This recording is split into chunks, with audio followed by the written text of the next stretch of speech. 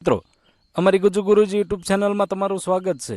મિત્રો આજના વિડીયોમાં આપણે બેક ટુ સ્કૂલ મિશન જે સર્વે આપણે કરવાનો છે તેના અંતર્ગત વાત કરીએ।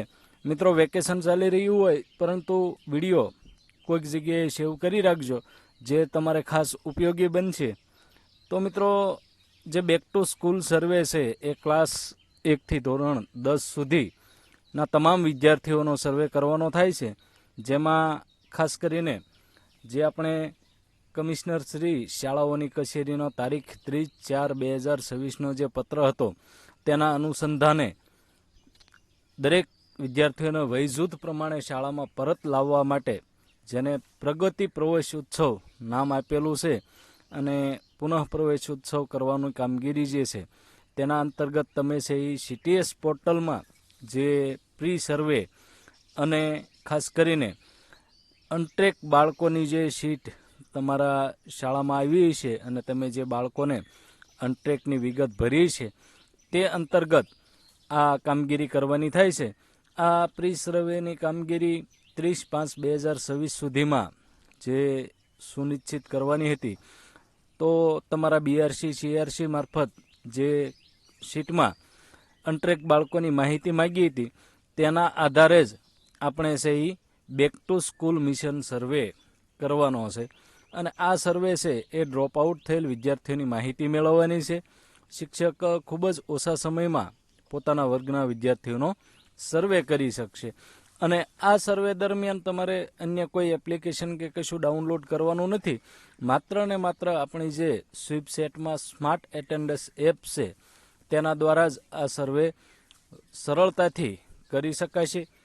આ એપ છે એ મોબાઈલ અને કોમ્પ્યુટર બંનેમાં કામ કરે છે અને અંગ્રેજી તથા ગુજરાતી બંને ભાષામાં પણ કામ કરે છે। મિત્રો સ્વીપસેટથી આપ સૌ સારી રીતે પરિચિત છો જ। મેં સર્વે કમ્પ્લીટ કર્યો હોવાથી ફરી વખત તમામ પ્રોસેસ તમને લાઈવ બતાવી શકતો નથી, એટલા માટે આપણે PPTનો સહારો લઈ અને આગળ વધશું। જે મિત્રોના મોબાઈલમાં સ્વીપસેટ ના હોય તો તમે અહીં જે લિંક અથવા તો QR કોડ આપ્યો છે તેના મારફત છે એ સ્વીપસેટ ઇન્સ્ટોલ કરી શકો છો।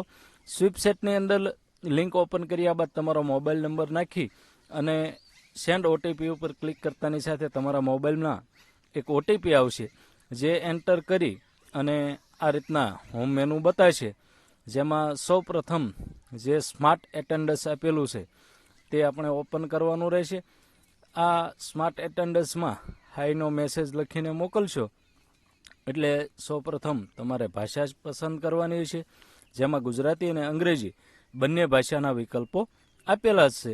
આપ સૌ સારી રીતે આ સ્વીપસેટથી માહિતગાર જ છો, છતાં પણ જો કોઈને સ્વીપસેટમાં પ્રી સર્વેનો ઓપ્શન ના બતાવતો હોય તો ફરી વખત એડિટ રજિસ્ટ્રેશન કરી અને તમે ફરી વખત તમારી ને તમારી વિગત જેમ કે 14 અંકનો શાળાનો ડાયસ કોડ નાખો એટલે તમારી શાળાનું નામ બતાવશે।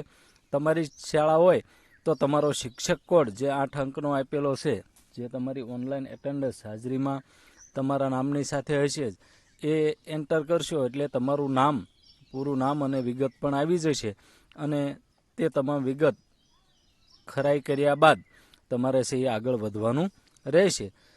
હવે મિત્રો જ્યારે સ્માર્ટ એટેન્ડન્સ તમે ખોલો છો ત્યારે આપણે જે વિદ્યાર્થીની હાજરી ભરવા માટે અને વિદ્યાર્થીની ભોજન હાજરી ભરવાનું ઓપ્શન હતું ત્યાં ઉપર જ આવું ટેક સ્ટુડન્ટ ડ્રોપ આઉટ સર્વે આવું એક ઓપ્શન ઉપર બતાવશે, જેના ઉપર ક્લિક કરવાની રહેશે। હવે મિત્રો ખાસ એ બાબત ધ્યાન રાખવાની છે કે જ્યારે તમે ટેક સર્વે ડ્રોપ આઉટ સર્વે ઉપર ક્લિક કરશો ત્યારે તમારી શાળામાં જે ધોરણમાં બાળક ડ્રોપ આઉટમાં હશે તેટલા જ ધોરણની યાદી બતાવશે। પ્રાથમિક શાળા માટે 1 થી 8 ધોરણ આપણે ઓનલાઈન એટેન્ડન્સમાં હાજરી પૂરતા હોઈએ, પણ જ્યારે તમે CTSમાં સર્વે કર્યો હતો અથવા તો CRCને જે માહિતી પહોંચાડી હતી તેમાં તમારા બાળકો જે ધોરણમાં ડ્રોપ આઉટ હશે એ જ ધોરણ ખુલશે, તમામ ધોરણ ખુલશે નહીં। અહીં છે એ 1 થી 10 ધોરણ સળંગ જે સ્ક્રીન ઉપર તમે જોઈ શકો છો, પરંતુ તમે જ્યારે ટેક સર્વે ઉપર ક્લિક કરશો ત્યારે તમારી શાળામાં જે ધોરણમાં બાળક ડ્રોપ આઉટ હશે એ ધોરણ જ ખુલશે। હવે ધોરણનો વર્ગ પસંદ કરો અને જેટલા બાળકો ડ્રોપ આઉટ હશે તેટલાના જ નામ બતાવશે. અહીં જે સ્ક્રીન ઉપર તમે 2 નામ જોઈ શકો છો, એ જ રીતે તમારી શાળામાં કોઈ પણ ધોરણમાં જેટલા બાળકો ડ્રોપ આઉટ હશે તેટલા બાળકોના નામ જ બતાવશે, બાકીના તમામ બાળકોના નામ એમાં હશે નહીં. એટલે મિત્રો આપણે છે એ માત્ર ને માત્ર ડ્રોપ આઉટ બાળકોની માહિતી અહીં ભરવાની છે. હવે કોઈ પણ એક બાળકનું નામ જ્યારે પસંદ કરો ત્યારે તેની મોટા ભાગની વિગત છે એ ચાઇલ્ડ ટ્રેકિંગ સિસ્ટમના આધારે આપેલી જ હશે. એકવાર આ તમામ વિગત ચેક કરી લેવી. નીચે બાળકનું હાલનું સરનામું છે એ દાખલ કરવાનું રહેશે અને મોબાઈલ નંબર અપડેટ કરવાનો રહેશે. આ 2 વિગત છે એ તમારે અપડેટ કરવાની થાય છે. આગળ હવે બાળક ડ્રોપ આઉટ કેમ થયું તેનું કારણ પસંદ કરવાનું છે. અહીં જે સ્ક્રીન ઉપર કારણો બતાવેલા છે તે કારણમાંથી કોઈ પણ એક કારણ સામાજિક હોય, આર્થિક હોય, શૈક્ષણિક હોય, આરોગ્યને લક્ષી હોય કે કોઈ પણ આપત્તિ કે અન્ય કારણ હોય તો તે કારણ છે એ તમારે પસંદ કરવાનું રહેશે. આ કારણને આધારે તમારું બાળક છે એ ડ્રોપ આઉટ થવાનું કારણ અહીં સબમિટ કરવાનું રહેશે. હવે બાળક ફરી એડમિશન લેશે કે નહીં તેની માહિતી પસંદ કરવાની છે. આ એક જાતના સર્વેમાં છે એ એપ દ્વારા જ તમારે બાળકની તમામ વિગત ભરવાની થતી હોય છે. એટલે બને ત્યાં સુધી ખુલતા વેકેશને વાલીનો સંપર્ક કરી અને આ સર્વે કરવાનો રહેશે. ત્યાં સુધી આ વિડીયો છે એ તમારા માટે ખૂબ જ ઉપયોગી હોવાથી કોઈ જગ્યાએ સેવ કરી રાખો અને ચેનલને સબસ્ક્રાઈબ કરી રાખો, જેથી કરીને આવી માહિતી તમારા સુધી મળતી રહે. મિત્રો, આગળના સ્ટેપમાં બાળકના મેન્ટરની માહિતી જેમ કે નામ, મોબાઈલ નંબર અને હોદ્દો વગેરે એન્ટર કરવાના રહેશે, જે છે એ બાળકને શાળામાં ફરી એડમિશન લેવા માટે માર્ગદર્શન આપશે. અહીં સર્વેને લગતી તમામ માહિતી છે એ તારીખ સહિત તમને સ્ક્રીન ઉપર દેખાશે. તેમાં જો કોઈ ફેરફાર હોય તો ફેરફાર કરવો અને બાળક ફરી કયા ધોરણમાં એડમિશન લેશે અથવા તો સર્વેની મુલાકાત કોની સાથે થઈ હતી, પરિણામ શું છે, તમામ માહિતી પસંદ કરવાની રહેશે. પરંતુ તમામ મિત્રોને અહીં જે લાસ્ટમાં બાંહેધરીનું ડ્રોપ બોક્સ છે તેના ઉપર ક્લિક કરતા પહેલાં એક વાત યાદ રાખશો કે ફોર્મ એક વખત સબમિટ થઈ ગયા બાદ કોઈ પણ જાતનો ફેરફાર કરી શકાતો નથી. એટલે માહિતી ખૂબ જ કાળજીપૂર્વક અને તકેદારી રાખી અને સબમિટ કરશો.